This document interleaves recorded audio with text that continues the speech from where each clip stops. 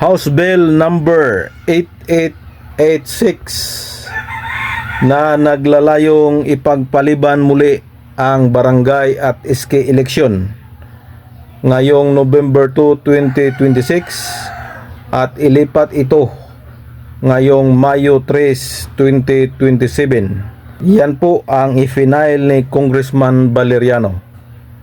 At ito po, panoorin ang nilalaman ng House Bill number 8886.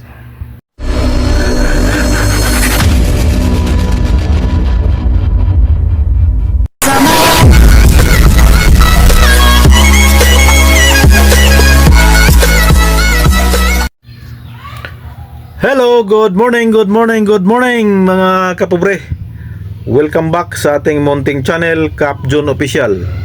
Isang mapagpalang araw ng Martes at pizza 14 na sa buwan ng Hulyo mga kapobre. Panibagong araw, panibagong biyaya, panibagong pag-asa, panibagong lakas, of course, panibagong vlog. Update sa barangay at SK election. Pero bago ang lahat, pasensya na po, hindi na po tayo nakapag-update kahapon dahil po ang atin pong cellphone ay nagloko-loko na. Bigla lang nalulubat kaya hindi tayo nakapag-update kahapon. So ngayon, pagtiyagaan natin to mga kapobre para lang makapagbigay tayo ng update sa ating mga kababayan. So here we go, update sa barangay at SK election. Mga kapobre, hanggang ngayon po ay usap-usapan pa rin itong pagpopostpone ng barangay at SK election. Kahit na ang nangingibabaw na batas ngayon ay ito pong Republic Act 12232 kung saan ang halalan ay nakatakda ngayong November 2, 2026. Pero hindi pa rin may alis sa ating mga kababayan, lalo na doon sa gusto talagang i-postpone muna itong barangay at SK election, ay nananatili po ang kanilang opinion na postpone talaga dahil kisyo daw, yan daw ay babanggitin ni Presidente Bongbong Marcos ngayong Pizza 20 City sa kanyang suna at doon daw sabihin na i-postpone. So mayroon namang nagsasabi na kailangang i-postpone dahil krisis. So marami pong agam-agam mga kapobre patungkol dito sa postponement na naman ng barangay at SK election. So ngayong umaga po, pag-usapan po natin itong House Bill number 8886. Ito pong House Bill na to ay ipinasa ni Congressman Roland Valeriano na naglalayon na i-postpone ang barangay at SK election. At ito po ang title sa filed House Bill na 8886, an act postponing the next regular barangay and Sangguniang Kabataan elections scheduled under Republic Act number 12232 on November 2, 2026 to May 3, 2027 or a period of 6 months and for other purposes.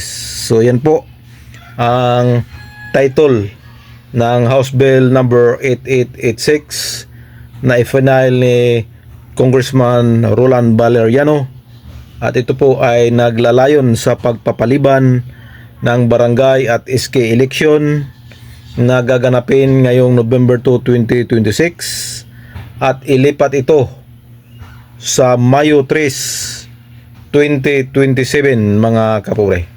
Sa kaalaman ng ating mga kababayan, ito pong House Bill na to ay nandyan na po sa Kongreso.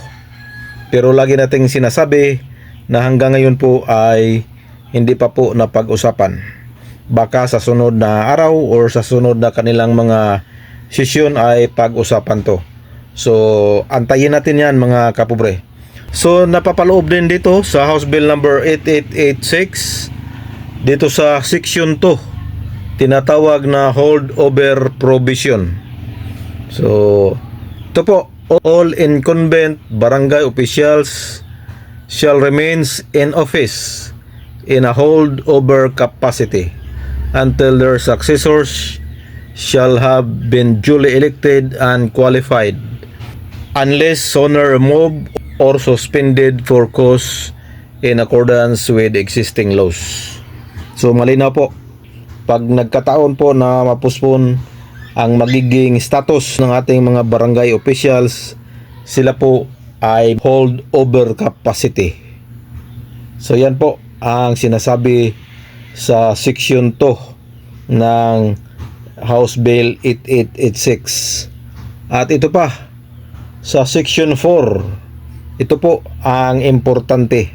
Dahil isa sa mga pangunahing dahilan para i-postpone ito ay ito pong paggamit ng pundo ng barangay at SK election para sa pag-augment sa krisis. Pero ito po nakalagay po dito sa Section 4, appropriation. Funds previously appropriated for the conduct of the barangay and sangguniang kabataan election shall remains available for the rescheduled elections and may be used by the COMELEC in accordance with existing laws and regulations. So nakalagay po dito sa Section 4 ay ang pondo daw para sa barangay at SK election mananatili na nasa COMELEC hanggang sa rescheduled na eleksyon sa barangay at SK election. So taliwas po ito sa mga sinasabi ng iba na gamitin yung pondo para sa pag-augment sa krisis na nangyari. So dito tayo mga kapobre sa pinaka-importanteng parte ng House Bill 8886. Ito po ang explanation kung bakit i-postpone ang barangay at SK election. O tinatawag nila itong explanatory note. So ito po, basahin po natin dito, nakalagay dito. On March 24, 2026, President Ferdinand Bongbong Marcos Jr. issued an executive order number 110 declaring a state of national energy emergency following major global oil supply disruption caused by the war in Iran and the closure of the Strait of Hormuz. The resulting energy constraints have created significant operational and logistical challenge nationwide.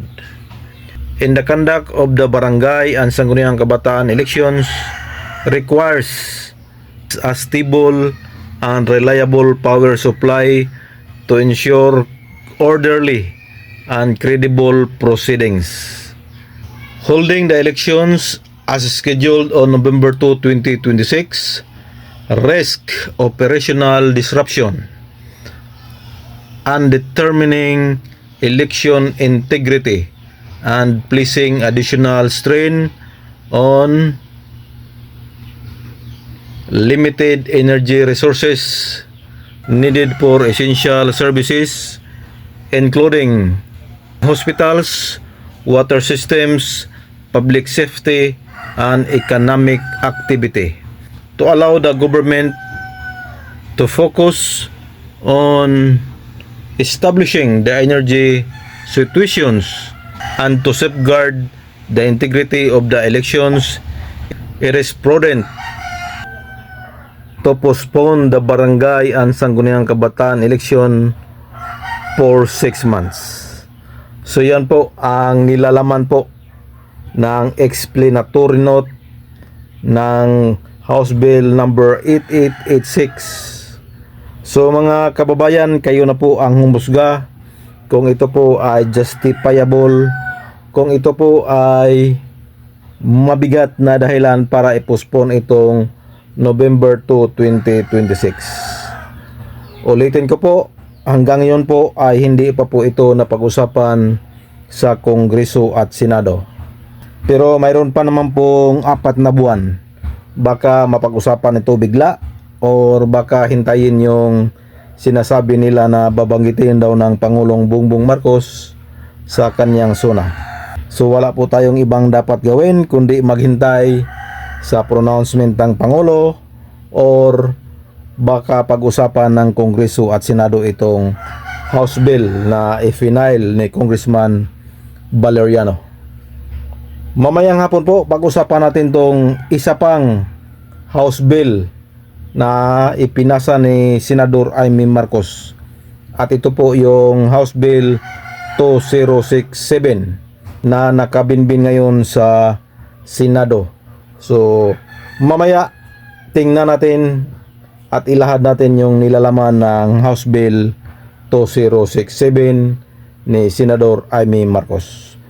So again, kayo na po ang humusga mga kababayan, mga kapobre, kung ito pong mga postponement nito ay justifiable or may mabigat na dahilan.